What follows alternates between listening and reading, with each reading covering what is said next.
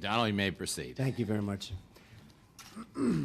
Well, first of all, I think I could say to Mr. Seidman, who I believe has done a really fantastic job while he was in government, that had the 1986 catastrophe of the Tax Reform Act not been passed, I'm not sure that you'd know Mr. Seidman in the capacity of RTC.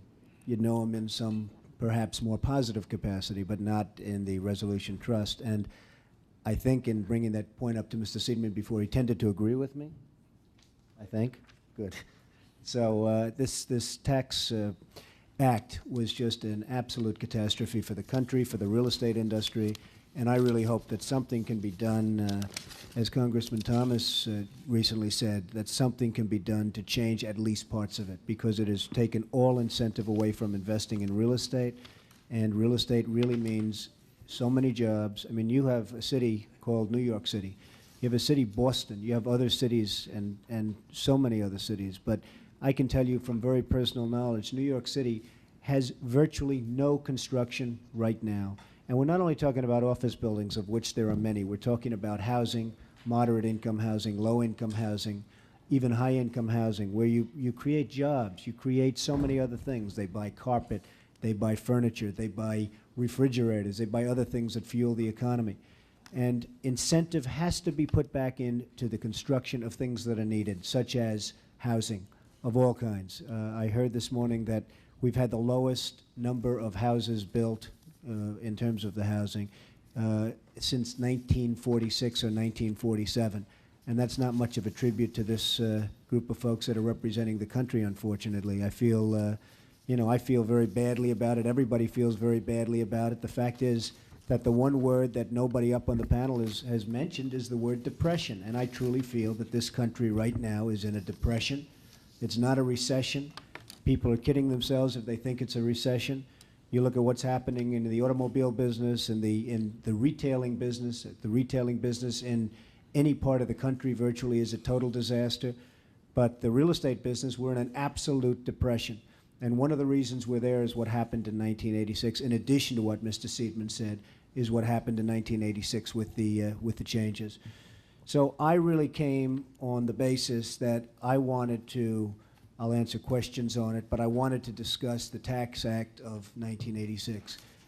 Active, passive, you're absolutely right, 100% right, and something has to be done. It has to be brought back. It has to be reformed. It has to be taken care of. I think for certain types of building, such as housing, I think depreciation schedules should be very severely limited, cut, so that people have incentive to build housing as opposed to commercial, which really, again, the commercial is probably taken care of for a long while. The reason it's taken care of for a long while, however, unfortunately, is the fact that the economy is so bad that there's no reason for the commercial.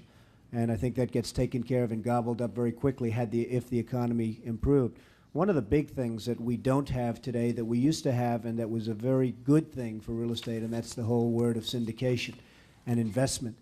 And if you're a dentist and you're making $200,000 or $300,000 a year, and you can't invest now in real estate. The reason the stock market is artificially high, in my opinion, is there's no other form of investment. I mean, you can't put it into real estate, and you can't put it into bonds. So people are putting it into a stock market. All the companies in the stock market are doing lousy, but their stock is high.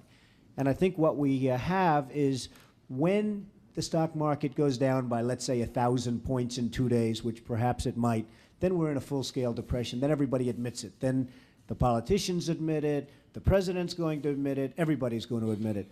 And right now, the only thing that sort of keeps the word depression off their lip is the fact that we really have a 3,000 stock market, and people are surprised to see it, because the companies certainly aren't doing very well within the market itself. But the syndication of real estate was a very positive thing. And you can't syndicate. You can't have people putting up equity. That would take a lot of the strain off the banks. If people could put up equity in the form of equity money for syndication, where you used to be able to go out and syndicate a piece of real estate, today you can't. A lot of the strain that we're talking about, liquidity crisis, a lot of the strain comes off the banks. And I think it could really open up a whole new market. And the other thing is, frankly, by having cut the high-income tax rates to 25%, as an example, people don't have the incentive anymore to invest. They're saying, why should I take a chance on investing in low or moderate income housing? I might as well just pay the tax. But the fact is that 25% for high-income people, it should be raised substantially with the understanding that if you invest, you can get it down and down substantially below that number. The incentive was taken away when the tax rates came down for high-income people. And I say leave the middle, leave the low, lower them. But people with money have to have the incentive. The dentists, the doctors, they have to have the incentive to invest, and there is no incentive. So New York City desperately needs housing. There's no housing being built. Every city needs housing now. There's no housing being built. And I hope at Ways and Means they're going to be able to do something with respect to housing, because if it's not done, you're just not going to have any construction jobs in this country. I mean, New York City has the lowest number of construction workers, I think, since the Depression. I was with a very, very capable firm the other day, the biggest construction firm in New York City, HRH, and it's called HRH Construction. And we were discussing what they had planned. They said they have not one building planned in New York City for the next 2 to 3 years. Now, you think of that. Not one building planned. So you say that means not one electrical worker. I mean, they're just finishing up some buildings, and when those buildings are finished, there's going to be nobody employed in the biggest industry in the country, because construction is the biggest industry in the country, and there's going to be virtually nobody employed. So I just I was asked to come by the chairman, and I make this plea that if something isn't done to put the incentive back, I mean, we're no different right now than the Soviet Union. They have no incentive, and we have no incentive. And if something isn't done to quickly put the incentive back, this country is going to be in very deep problems. It already is, but it's going to get far worse. Now, let me ask you, if Congress does nothing, doesn't take any course of action whatsoever, how long do you think it would take our country to climb out of the economic crisis that it's in today? Well, I think if incentives aren't given through taxing and other means, I believe that this country could be in this deep recession / depression for years. For years. I see no sign of any kind of an upturn at all. There's no incentive to do anything. There's no incentive to invest. Everyone's doing badly. Everyone. The wealthiest people are doing badly. The poor people are doing badly. Everybody is doing badly. I mean, you walk around the cities today, very, very few are doing well. And unless the incentive is given back to this country, and it's been taken away with 1986, unless it's given back, I really think you could be. I mean, there's an expression that we're using, survive till 95. I think it's maybe longer than that. It's survive to 95. I think we're being generous. It's really, really bad.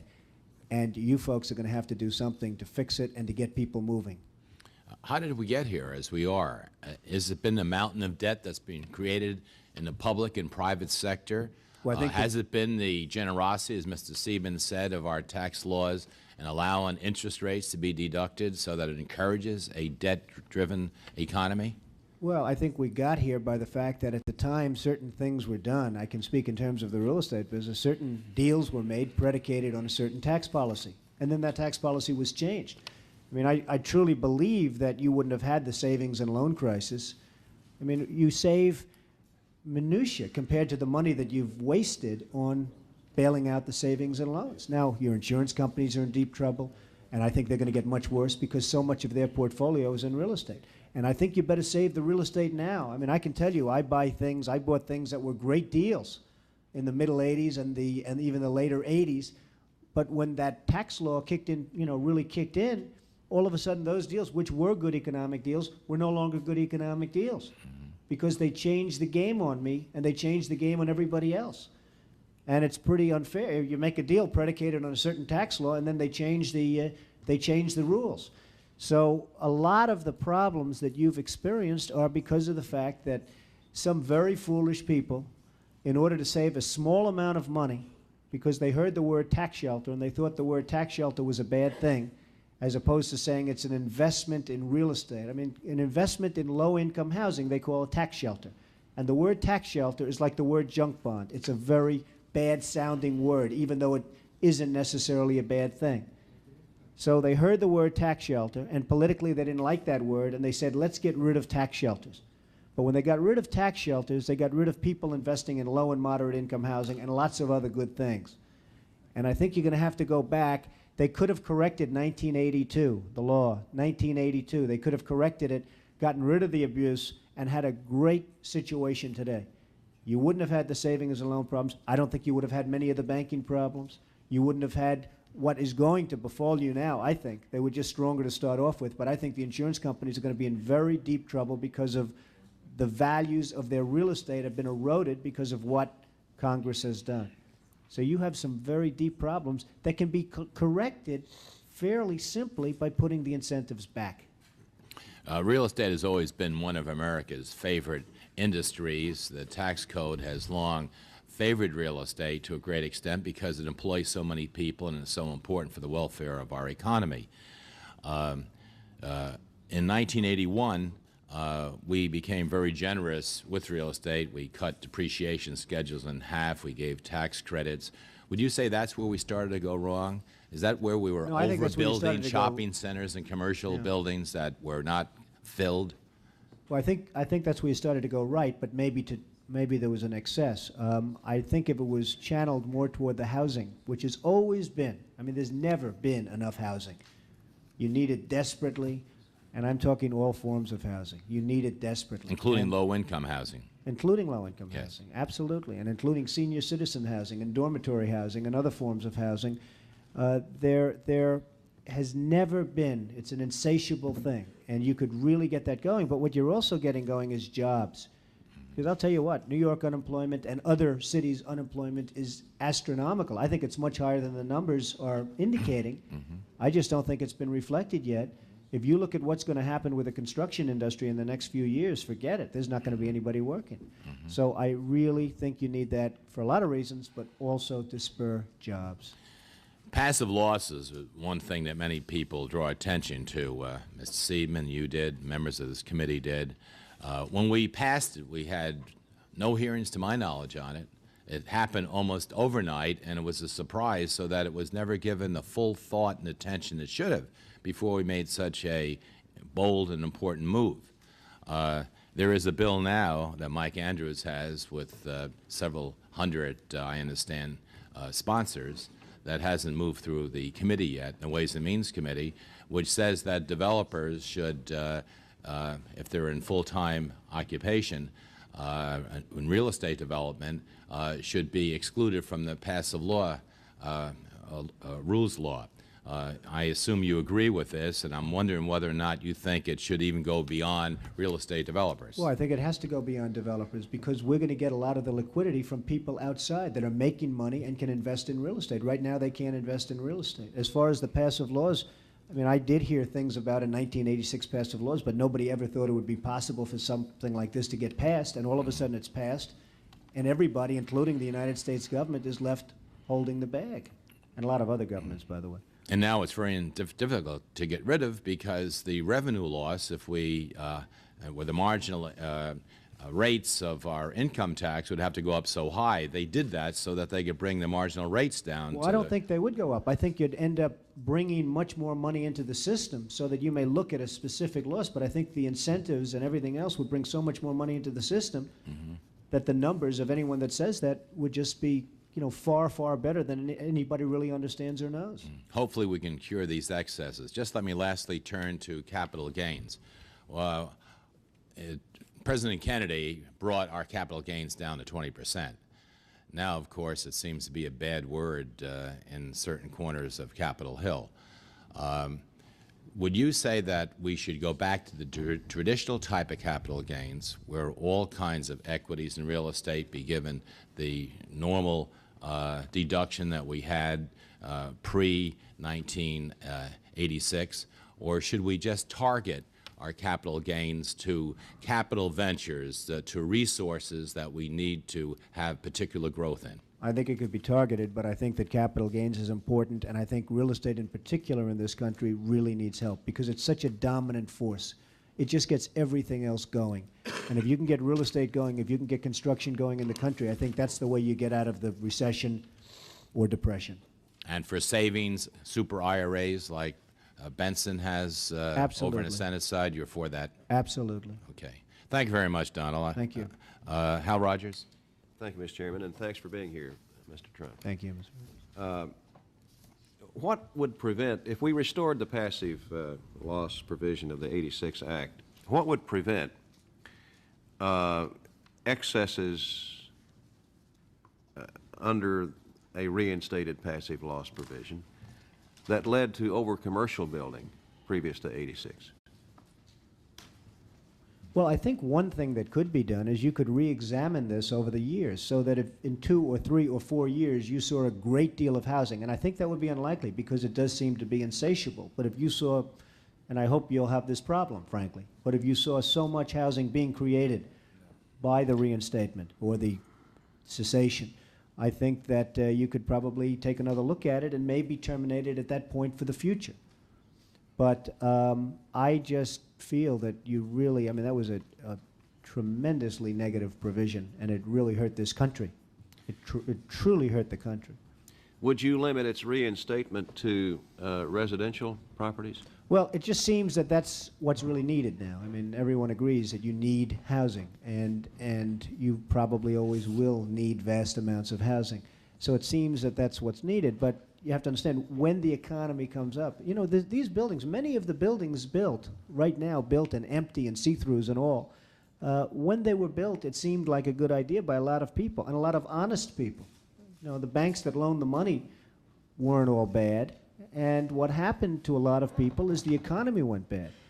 And now everybody says, how could they have built this much space? But the fact is, this space, if the economy had stayed like it was in 86 and 85, that space would have been gobbled up and they'd be building more and everybody would be happy right now. I mean, the economy went very, very bad. And you look at various cities, they're cutting back on space. I mean, I'm seeing things where they have less space this year than they had 2 years ago. It's you know, unheard of statistics.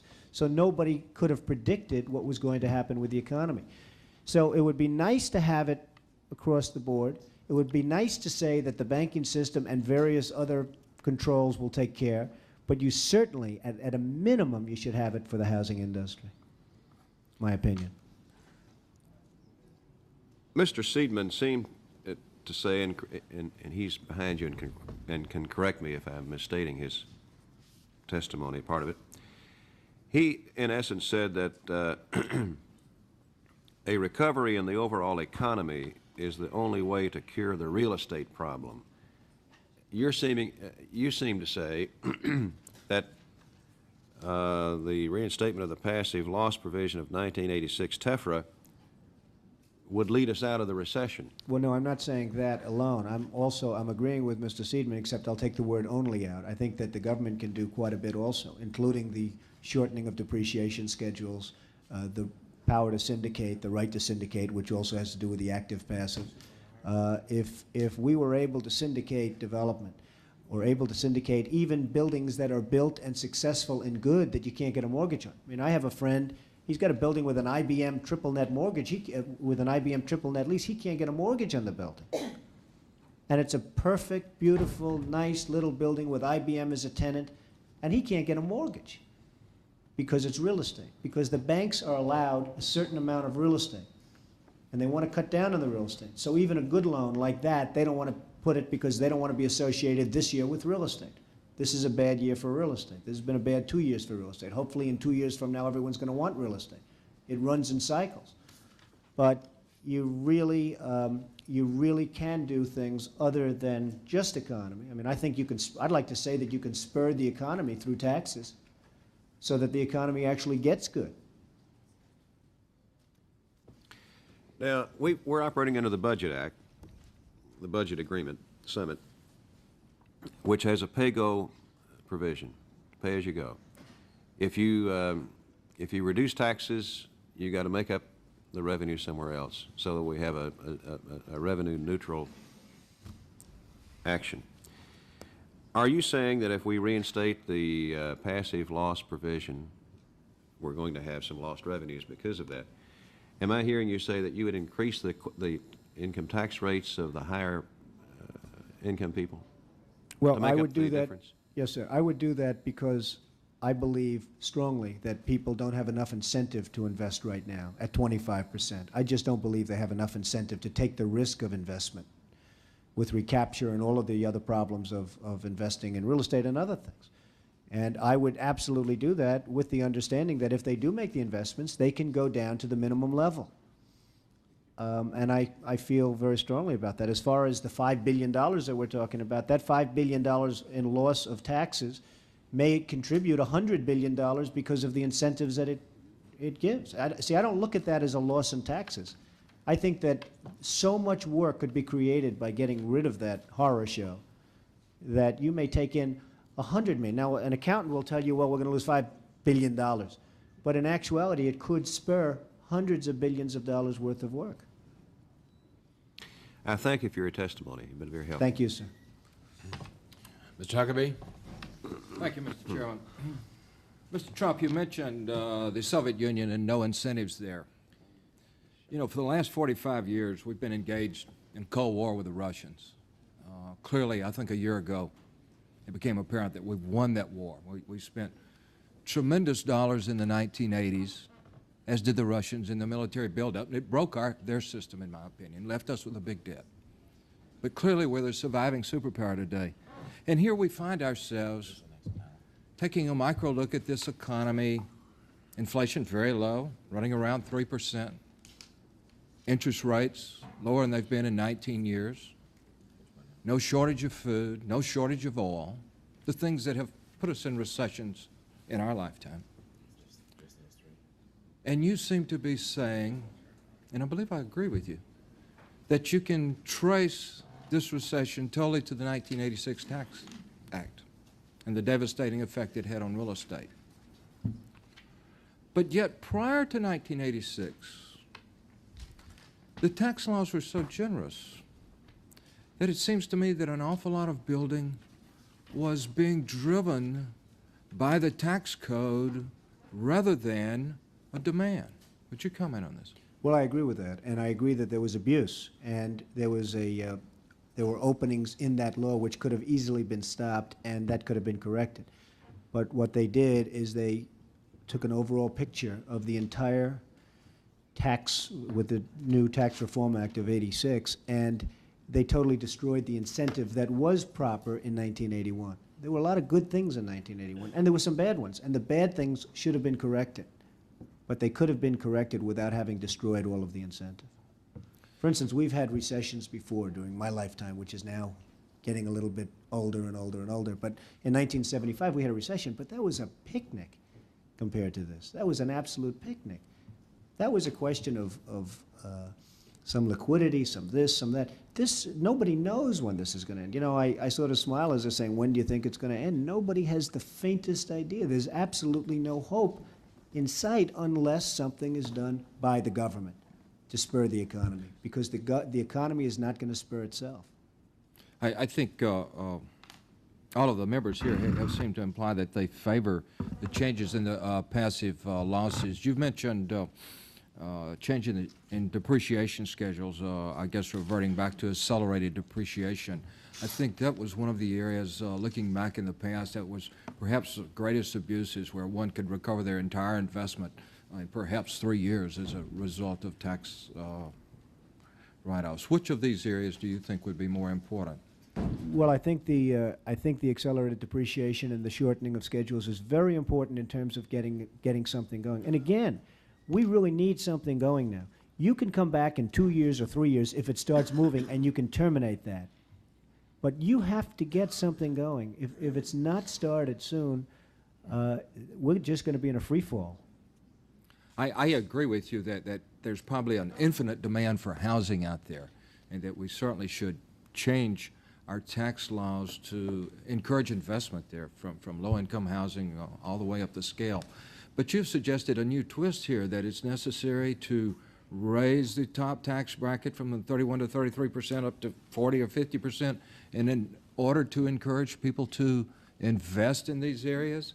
Is that really correct? If we had the passive losses and the accelerated depreciation, and one could anticipate future increases in the value, do you think it's necessary to increase the tax rate? I think it would be a big help for the upper income taxpayer to have incentive, rather than paying taxes, to invest.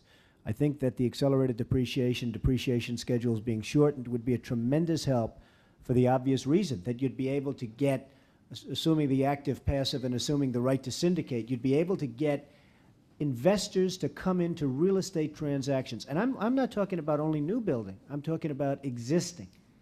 Because you have existing buildings with mortgages on them where the mortgages are coming due, and there's no bank in the world, and I'm talking good buildings that are making money, there's no bank in the world that will give you refinancing.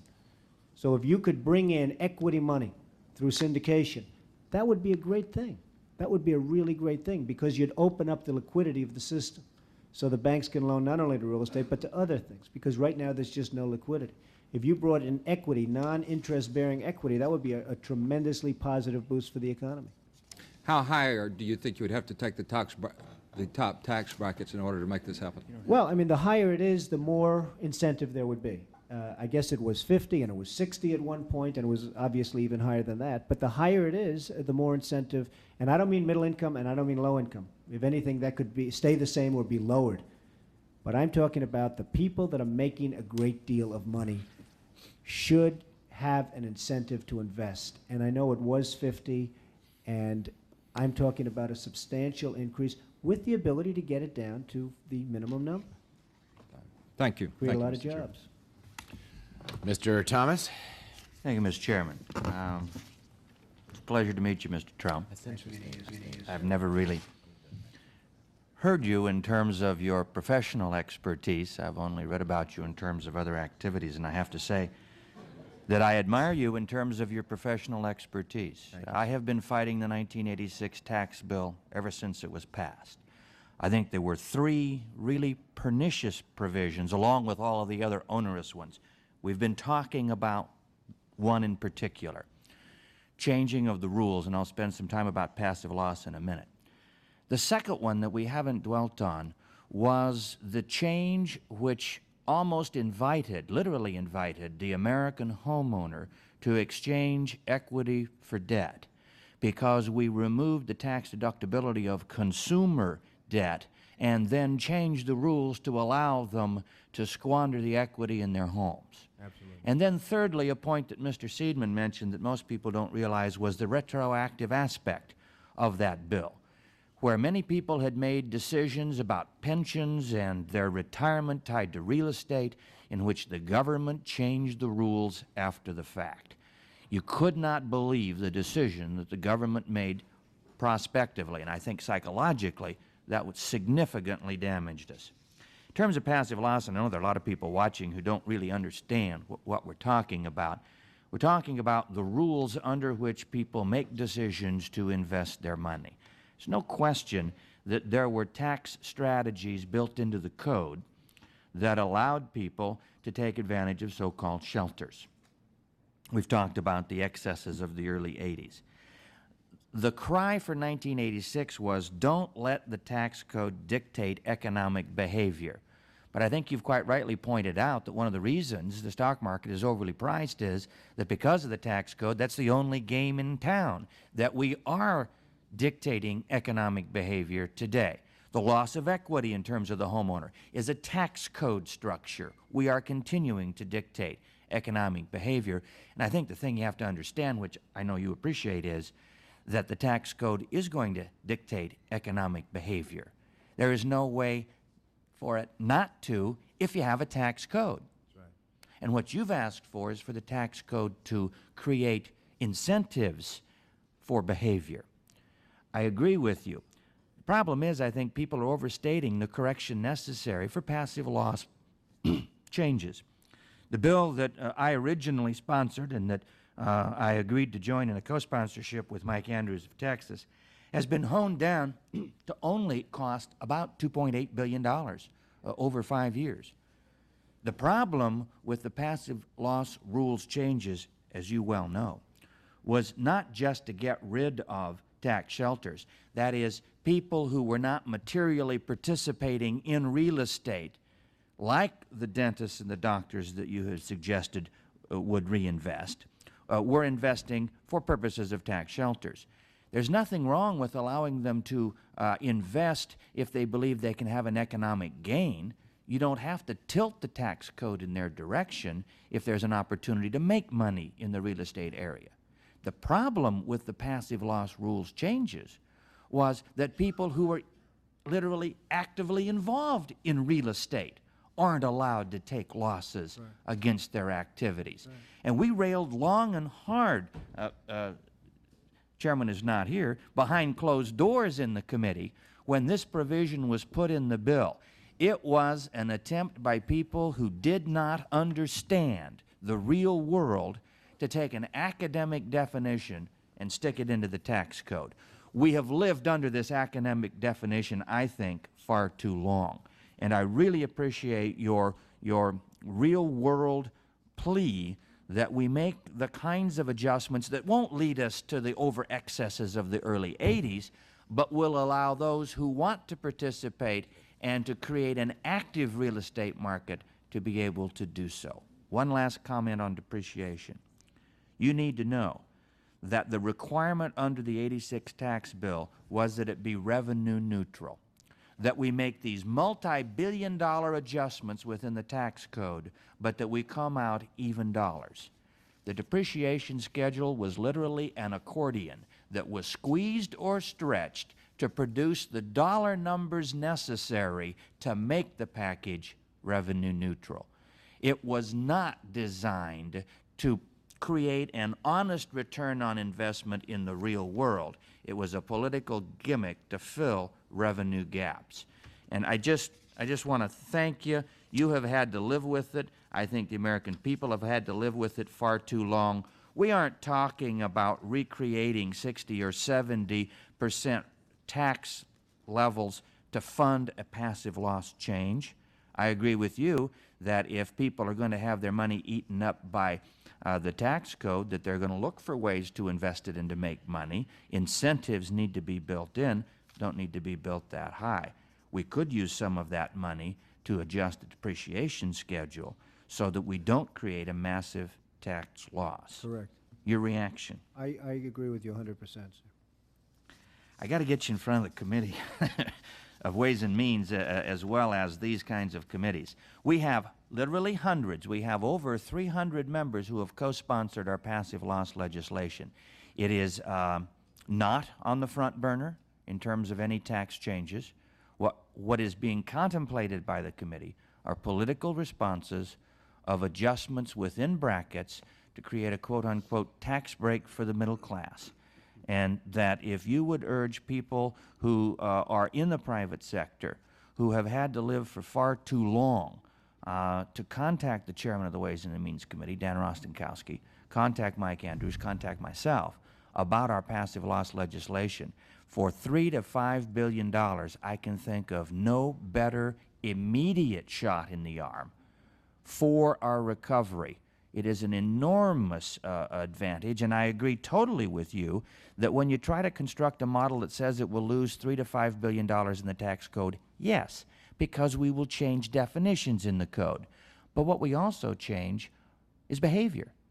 And when that behavior exhibits itself in the real estate market, I also agree with you, there will be hundreds of billions of dollars of exchange, of circular flow of economic activity, of jobs, and that there will be no loss of revenue to the government. Absolutely right. So I really appreciate. I wish I had a lot of questions for you, but you already said everything for me that needed to be said. I just wanted to put it in the context of where we are. A relatively simple change to correct a serious error in the '86 tax bill could go a long way, structurally, but I think also psychologically, to indicate that we are doing something, we do understand the problem, and we are responding. Thank you, Congressman. And I thank you for your testimony. It's a shame, Congressman, that this very powerful and important industry doesn't have a better lobby, because I watch things being lobbied that should never be passed, and they get passed, and I look at things like this, and as you say, it's on a back burner, and you know how important it is. And the real estate industry is a group of thousands of people, some wealthy, some not wealthy, most not very wealthy right now. And I will tell you, they have absolutely the most pathetic lobby in the history of the United States Congress. It is so bad. And I don't know how many of these people behind me are lobbyists, but they're not doing a very good job, I can tell you that. I just tell the gentleman that if he would appear before the committee or several others like him, they wouldn't need lobbyists. Thank you very much. Thank you, gentlemen. Thank you. Seems to be obviously the name of the game in Washington is to have an effective lobby, and then you get the laws passed that you need to get passed for that particular industry. Mr. John Spratt? Mr. Trump, thank you for your testimony, and in the interest of time, I'll put one question to you. Obviously, you operated at a vaster, higher scale than I did when I was involved a little bit in real estate development, but usually when we syndicated a project, what drew the participants, the limited partners, to the syndication was not just the pass-through of losses, but the fact that they could leverage their returns by writing off losses below their actual cash investment. Do you think that's a good rule and should continue? I think it's a rule that works in terms of getting people started, and it certainly had an effect, and it can be limited to an extent if need be. But right now, we don't need limits. We need action, because if there's not action, you're not going to have an industry. You're not going to have a real estate industry. And I'm really talking to a large extent, because, you know, we talk about the overbuilding done during the 80s. But I'm really talking about things that are existing, not just for new construction, but things that are existing, because you cannot get financing for any building, no matter how good it is, no matter how good your tenant is. You cannot not get financing for it under any circumstances, anybody. If it has real estate associated with it, you cannot get financing. And that's a pretty pathetic situation. Now, maybe that changes, but I think you people are going to be the ones that are going to have to make a change. The point was, though, that when you described the syndication, you were talking about nearly an all-equity syndication, and I rarely saw an all-equity syndication. Usually the attraction was that... I'm sorry. I didn't mean all equity. No, I meant there'd be a mortgage, or there'd be a certain amount of debt, and there may be 20 or 25% of equity infusion. That's a positive thing, because you'd have a lower mortgage, you'd have, therefore, a lower interest rate on the mortgage, and you'd have 25% of no interest, free, you know, essentially interest-free equity. But you still got to find the bank that makes up the other 75%. Well, the bank could make it up, or you could have, again, it varies. I mean, you could have from 50 to almost 100%, but you could have a large amount of equity infusion, and I think that's a real positive thing. But right now, under the existing laws, you can't do that. You can't even talk to people about it because it doesn't work. I've got developer clients who still survive. They think that this has been a shakeout and have survived. And they look back on the period from 81 to 86, and they say there were a lot of characters in the business who shouldn't have been there. They were distorting the market by doing deals that were totally tax deals. They had no economic reality. Would you agree with that assessment? I would partially. I think there were a lot of good people in the market that got whacked, and I think that there were a lot of bad people that maybe deserved to get whacked. Thank you very much for your testimony. Thank you, sir. Thank you. Thank you very much, John. Helen Bentley, please. Thank you, Mr. Chairman. Mr. Trump, I want to thank you for being here today and for your stand on American manufacturing over the years. I was one of those with Mr. Thomas who early on as they were considering the 86 Tax Act I described it as it stinks, and I think that's the best description I can still give to it today. You've been talking about real estate here, but that Tax Act also eliminated investment tax credits. Yes. It eliminated interest deductions on the purchase of items. And we have a little bank in my area, which just this past week has reduced by 1% the interest on anybody who wants to buy an American car. Okay? The number of phone calls that bank has had since that ad was put in has been phenomenal. And what do you think would happen to getting manufacturing going, which in turn helps with your real estate, et cetera, if we would give some inducements to investment tax credits on American manufactured products? I think it's a truly spectacular idea. Okay. Oh, there we are. Are you going to join me, Mr. Thomas? I already have a bill in for Ms. tax Gorani? credits. Okay. So I agree with you. Okay, very good. I need to get some of my good Republicans to agree with me on that, too. But I think one of our problems has been that we've been talking about free trade far too much instead of fair trade. And as a result, we're all feeling the effects of it. And I think some of the people behind you are some of the people who have been hurt as a result of some of the pressures on free trade of exporting jobs overseas. Again, Mr. Trump, thank you for being here today, and I'd someday like to pursue some of your thoughts on the manufacturing further. Thank you, ma'am. Thank you, Helen. Jim Hayes? Thank you, Mr. Trump. I want to take this opportunity to perhaps outline things in a way that might seem sophomoric, but realizing that this is an opportunity because of someone with your high profile to have people who do not deal with financial markets understand some of the dilemma we find ourselves in and some of the ways of getting out of it.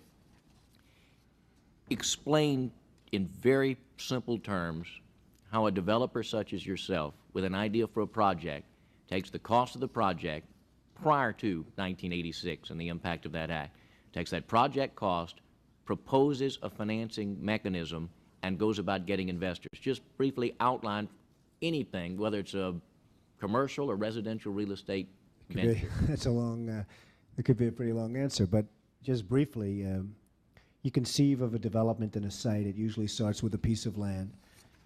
You conceive of this, you go and you get your zoning, or you have your zoning. You get your architects, you get your engineers, you get your planners. You design something that you think is going to be nice and economic and all of the things that it's supposed to be. You then go out and get your financing, ideally. You used to go out and get your financing. Today, you don't even think about it.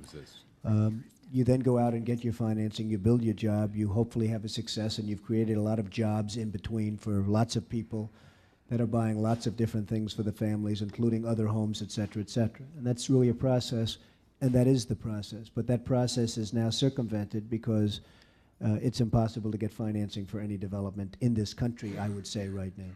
And explain to them also that at the end of the trail, when you had both an interim lender, meaning somebody who gave you a construction loan, and then a permanent lender who took that interim lender out and looked at this project over long term, that projects you did prior to 1986 that were either in a stage of an interim lender or had been completed, that even though those had been completed, even though they had been conceived under tax laws that then, depreciation that then, allowed you to make that decision to go to the bank, and that the loan was economically viable by a loan officer who looked at it, it made sense to them. Explain how, even though it was done under the previous rules, the subsequent rules were applied to you and the kind of economic impact they had for a completed transaction. They weren't grandfathered, essentially. Correct. You bring up a great point, because I have never understood how this is possible. I have never understood how somebody throughout this country didn't sue the United States government and have that overturned. I mean, you had people, investors, investing over a 10-year period for under a set of conditions. And this is, as I was talking before, playing the game. We're all playing by a certain set of rules. The rules were changed for the government, but they weren't changed for us. I mean, it was an incredible circumstance that happened. And people went bust by the hundreds of thousands, and I hope you weren't one of them in terms of that, but obviously you know a lot of people that were. They changed the rules on taxes, and you have some incredible situations where people guaranteed personally a stream of payments to be paid over a 10-year period based on a stream of tax benefits for perhaps a very good job, like a low-income housing development. Nothing wrong with that, a very positive thing. And after 2 years, they got wiped out with the taxes, and yet they still owed all of this money. And many of these people, most of these people, had to declare bankruptcy. They couldn't pay it. So they personally guaranteed a stream of payments. How that wasn't grandfathered for those people, I've never understood. How it wasn't overturned by the courts, and I'm sure many people must have brought lawsuits, but I haven't heard of any successful lawsuit on it, is just beyond me, because it's probably the most unfair thing that I've seen in terms of business and government. Great point. And another point that I'll be specific and use an office building that I'm intimately familiar with, unfortunately, but to make the point, with the change in configuration of interest deductions, there was a building in my hometown that generated $242,000 a year in rentals. It had been done through a partnership, not a leverage deal, fully collateralized, 100% occupied, not outside investors, only two partners. But because of the change in the 86 code, the building was completed prior to the 86 code. The $246,000 was treated all as personal income to the taxpayer. but the interest deduction to the insurance company that financed it was allowed only at $10,000. That's right. Whereas the actual economic activity was a slight gain of $10,000 to $12,000 between rent and debt service. But the tax impact of $240,000 with only a $10,000 deduction gave an income tax bill suddenly of $60,000 and $70,000 on an investment that made $12,000 a year. That's right. And that's what took them down. Not a dishonesty, not a corruption, not a bad planning, not a building that fell down, and not one that wasn't occupied or speculated on. And I think we need to stress and that. they did a great job. Precisely. Basically. They did a beautiful job. In planning, they did everything design, right, and they got wiped out. It's and very that would true. explain your previous comment about good buildings that have tenants, but now lenders don't want them. I would suggest for two reasons, and ask if you agree. One is because of uncertainty. Since people who did good planning and fair planning got killed retroactively, they're not trusting of a government that might not, in search of revenues with a $300 billion a year budget, do something in addition, even on new buildings coming in, because the rules apply retroactively. Absolutely correct. And secondly, because it doesn't have a collateral value under that circumstance, since it's uncertain. And then I'm going to make 3 points, and please forgive me. One is, at no cost to taxpayers, if we do some of the things you've outlined, collateral value will be improved, but it doesn't require an injection. If a bank is carrying a building, such as the one I just described, whether it's interim or permanent, if it currently is assessed at a value of $1 million because of current tax law, if tax law were changed, that building alone might be $3 or $4 million, which on their collateral carried by the bank gives them less pressure from regulators because the asset value has been increased, but it didn't cost a taxpayer or a revenue payer 1 cent. You might even make a profit on RTC after all. I mean, you know, the fact is, if you really wanted to do this, and you'd obviously have to do it across the board, you could probably take RTC and end up starting to make some real sales instead of giving away for 5 cents on the dollar. I mean, you're selling property for 5 cents on the dollar that's much better property than that. And if you made the proper changes in the tax law, if you made some smart changes, your RTC property could even, you wouldn't have to contribute 10 cents to it, in my opinion. And secondly, I represent people who are being foreclosed on who've never missed a payment. That's something else I wish that people out there and at home would know. They've made every monthly payment through other income, and they were able to do so. But because the collateral value was depressed, even though they've never missed one of their bank payments, those loans are being called because the regulatory scheme is saying, well, wait a minute, this property is worth less. Therefore, we're demanding $3 or $4 million in additional collateral that they don't have. And they are being placed into either bankruptcy or they're being placed into tremendous economic adversity, having never missed one monthly or one quarterly payment. It's a very unfair circumstance. There are a lot of, I mean, there are hundreds of thousands, and I guess beyond that, people exactly in that circumstance. And the second point I would make is on property tax. If we do nothing in the Congress, if we keep current law, then we're just not having enough years pass where corporations and individuals are recognizing that if their properties are lowered because of the change in the tax code, that they should go to their assessors and get tremendous adjustments, which once again lowers the property tax receipts of counties and parishes, in my case, states, and make them suddenly have to come up with alternative tax packages for their own revenue measures. Right. And is that not, in New York, for example, are there not probably people who are trying to get property tax adjusted dramatically because of the impact on real estate ventures? There are indeed, absolutely. And my final question would be on economic activity. I come from southwest Louisiana, which people refer to as oil and gas community. I used to hear people say constantly we were recession-proof, which I thought was an interesting phrase. I heard it here in Northern Virginia. They're suddenly, I think, finding the equal recession-proofness of the two areas. But secondly, I used to hear constantly, I'm not in the oil and gas business. Well, when it collapsed from $40 to $8 and bounced for a while, everyone that sold shoes found out they were in the oil and gas business. Everybody that sold automobiles found out they were in it. And I'm reminded of that today because I think the point you're making is that I'm not in the real estate business, and I no longer am, by the way. Don't own 1 square inch of anything. You're lucky. But the point is, I'm not in the real estate business can't be said because it is such a large segment that fuels the economy that if you are the shop owner, if you are in medical practice, if you are an attorney, you're in the real estate business because if your community has it collapse as mine did, it didn't just take down real estate developers, it took down everyone. 3 out of 4 of the kids who graduate this year with graduate degrees from my home university leave the state for employment. They didn't have the oil and gas industry either. They weren't realtors, but they can't stay and get a job. And my last point would be this, and then the chairman won't shoot me. For those who think it goes away cyclically, my community has been in the grips of a deep depression for 9 years. Right. It doesn't have a term limitation on depressions. And we had better have an affirmative action from a Congress, or I guarantee you there is no guarantee that New York City won't have 9 years or 19 years, Absolutely. or that we'll ever turn it around. And I would ask if you would agree with that, and then I'll be quiet and hope this time I haven't been too strident It for was my mother's beautifully sake. said. I agree 100%. Thank you very much. I appreciate your coming here also. Thank you very much. Yes, I thank the gentleman from Louisiana for the many suggestions that he made. Perhaps you'd be a great candidate for the Ways and Means Committee. On regard to the non-performing loans, value to loan should be changed, and many people get trapped because of the banking regulations. They're unfair and unjust. Mr. Thomas. Just briefly, a question, Mr. Trump. We've all been wringing our hands about the RTC and the property that it has on hands and its inability to move it, taking 5 cents on the dollar.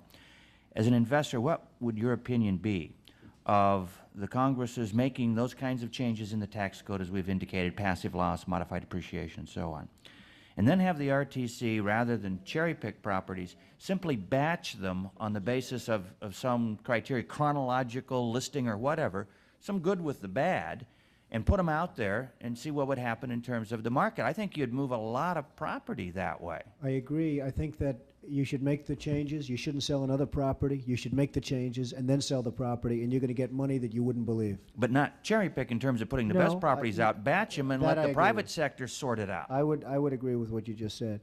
But I really think that you should stop selling property until such time as you straighten out the tax code, because those properties are being sold artificially low because of a bad tax code.